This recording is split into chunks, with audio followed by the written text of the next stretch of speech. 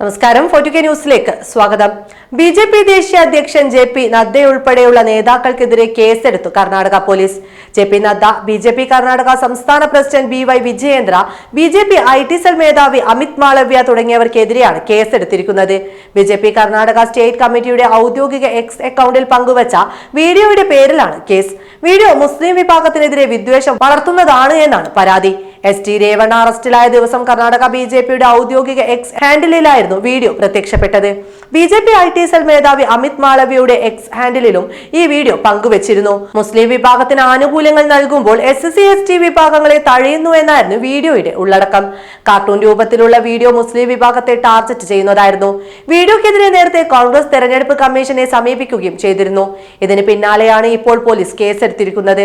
മതവികാരം വ്രണപ്പെടുത്തി മതസ്പർദ്ധത വളർത്താൻ ശ്രമിച്ചു, കലാപശ്രമം എന്നീ വകുപ്പുകൾ ചുമത്തിയാണ് കേസെടുത്തിരിക്കുന്നത്.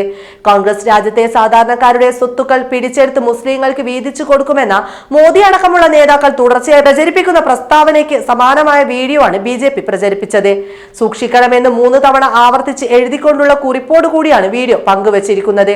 വീഡിയോയിൽ കോൺഗ്രസ് നേതാവ് രാഹുൽ ഗാന്ധിയെയും കർണാടക മുഖ്യമന്ത്രി സിദ്ധരാമയ്യയെയും കാണാം. ഒരു വശത്ത് എസ്.സി. എസ്.ടി. ഒ.ബി.സി. എന്നിങ്ങനെ എഴുതിയ മുട്ടകൾ ഒരു കുട്ടയിൽ ഇരിക്കുന്നതായും കാണാം. പിന്നാലെ കുട്ടയിലേക്ക് രാഹുൽ ഗാന്ധി മുസ്ലിം എന്നെഴുതിയ ഒരു മുട്ട കൊണ്ടുവെക്കുന്നു.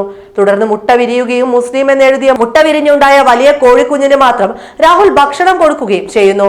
ഭക്ഷണത്തിന്റെ കിറ്റിൽ ഫണ്ട് എന്നാണ് എഴുതിയിരിക്കുന്നത്.